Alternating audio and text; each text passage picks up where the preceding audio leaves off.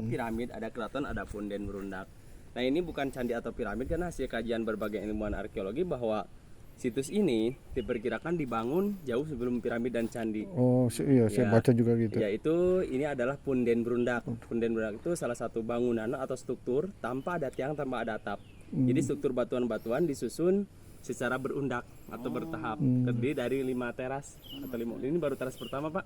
Ke sana yang ada pohon ini, ke sana ada 4 lagi. 4 teras lagi. Cuman dari 2 sampai ke 5 itu kelihatan sejajar datar gitu. aja. Iya. Nah, jadi hasil kajian tersebut bahwa ini adanya itu sebelum piramid dan candi. Itu zaman prasejarah, zaman tradisi kebudayaan megalitik. Zaman batu di zaman sebelum mengenal agama dan tulisan. Jadi ini tidak ada tiang, tidak ada atap. Jadi begini aja terbukanya itu sama alam. Tapi di batu-batu ini nggak ada tulisan ya gitu? Dalamnya nggak ada apa-apa berarti? Di dalamnya ini masih batuan-batuan, Pak. Batuan biasa. Pernah kemarin, pernah diteliti pakai geobor, ternyata ke kedalaman 26 meter masih batuan-batuan. Oh, 26. Jadi membentuk semacam piramid gitu kemarin, makanya ramenya ini katanya isu-isu piramid. Karena sudah di georadar, ternyata ke bawah itu masih batuan-batuan. Nggak ada ruang gitu. Nah, hasil georadar, Pak, diperkirakan di bawahnya ini ada ruangan atau ada semacam gua lah.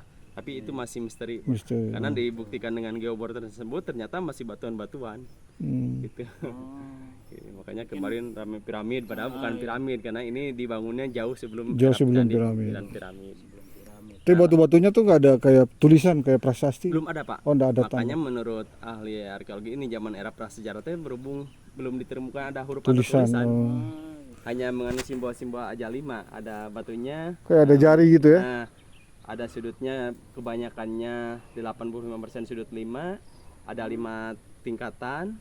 Ada 5 gerbang dikelilingi sama 5 bukit menghadap 5 gunung ke sana. Oh, 5 gunung. Jadi situs Gunung Padang ini menghadapnya ke arah Gunung Gede ke sana. Berarti ada artinya, ada filosofinya ya, gitu. Mungkin Gunung Gede atau Gunung Agung lah. Gitu. Gunung yang lebih tinggi, iya. Yang besar, agung. Ini ada ruangan aulanya, Pak, ini.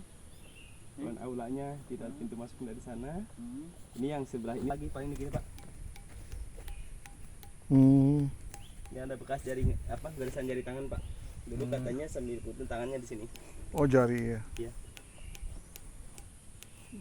Dulu mah suka dipukul pakai batu yang bulat yang kecil. Sekarang sudah tidak boleh, berhubung sekarang sudah ada Undang-Undang Nomor 11 tahun 2010 tentang cagar budaya.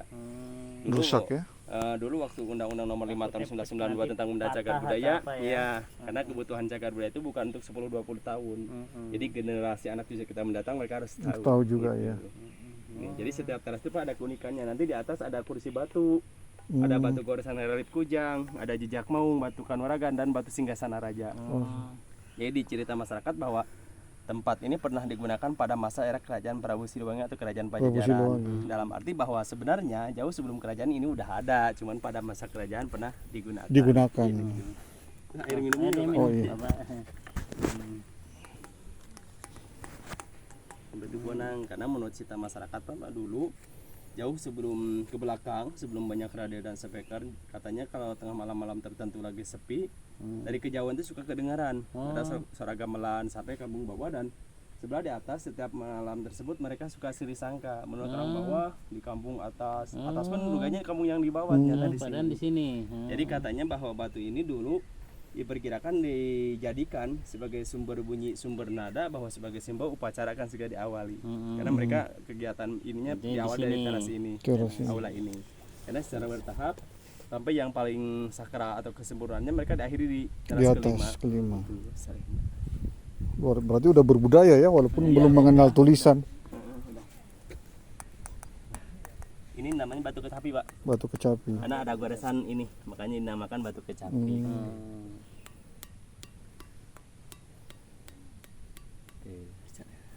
Tapi batu-batu ini asalnya dari mana ya? Kali atau? Ini ada 2 pendapat, Pak, sampai sekarang. Kalau versi arkeologi dan geologi, menurut pendapat kajian mereka bahwa batu-batu ini terbentuk dari sekitar bukit ini sendiri. Jadi diperkirakan dulu di sini pernah terjadi gunung api purba. Jadi si larva itu membeku kayak es, lalu terbentuk oleh kolum, namanya kolum Narjoyen untuk balok-balok, lalu retak-retak. Nah, si kolum ratakan tersebut dulu oleh nenek moyang mereka lepaskan, mereka susun atau rata dijadikan susunan struktur ini. Oh, berarti ini bukan pahatan atau Ya, ini kalau enggak di pasir alami ya. arkeologi gitu. Jadi batunya terbentuk secara proses alamiah, Proses alami tapi ya. secara penyusunan oleh leluhur atau Leluhur nenek ya. moyang.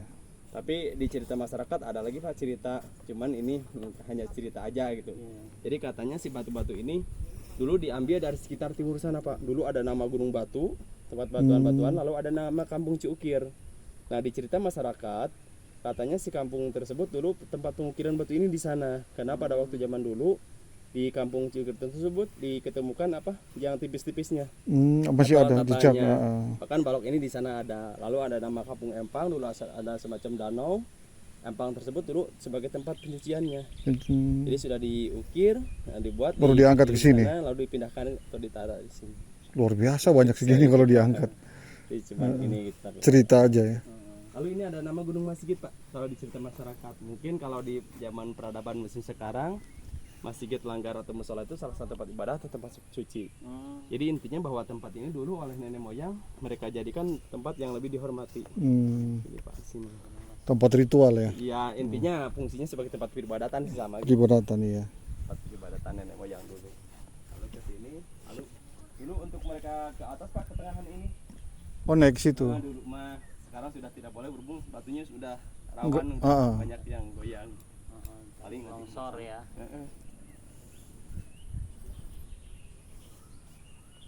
Lalu nanti di atas ada kursi batu Pak.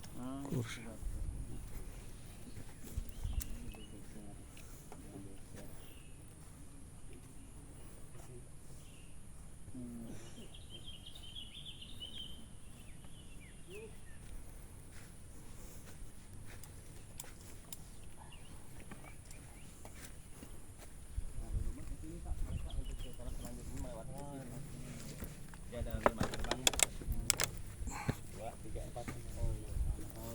Jadi baru udah roboh Pak. Dulu katanya sebelum kayunya ditebang dulu, sebelum dilindungi oleh pemerintah, karena situs ini baru dilaporkan itu pada tahun 1979. 1979. Tahun 88 baru diteliti, sampai resminya tahun 1985. Di masyarakat sini udah biasa naik ke atas udah. Iya, dari sebenarnya kalau di sejarah Pak, jauh sebelum Perbek dan Ejek Room. Jadi kalau di catatan sejarah bahwa pertama tercatat atau ini pada tahun 1891 oleh Belanda. Perbek perang Belanda.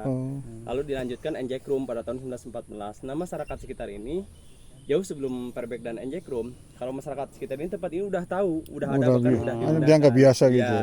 karena secara cerita turun-temurun masyarakat sekitar bahwa ini sebagai tempat keramat, tempat bertapa, Orang berdoa, leluhur. atau bahasanya tempat ziarah lah gitu. Secara ininya. Berarti bolong ya. Iya Pak, banyak kalau yang bolong-bolong. Oh iya bolong tuh.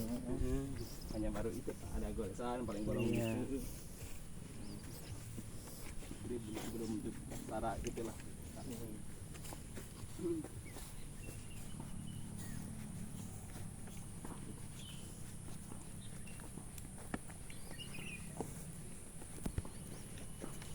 Naik tadi lewat sini Pak? Oh iya. Di situ lumayan Apalagi kalau yang itu mah yang aslinya. aslinya ya sana. Lebih pendek tapi lebih terang. Medannya lumayan Pak begini.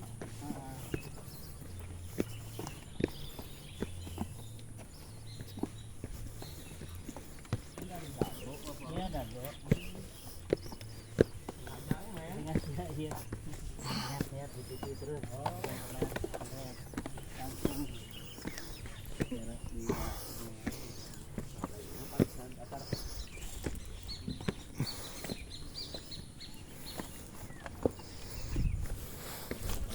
Ada yang lewatin kursi batu Pak. Waduh, kursi.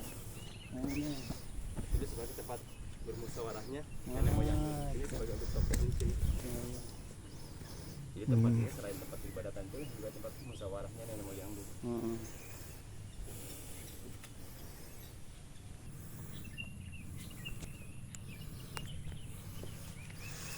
Kursi batu raja.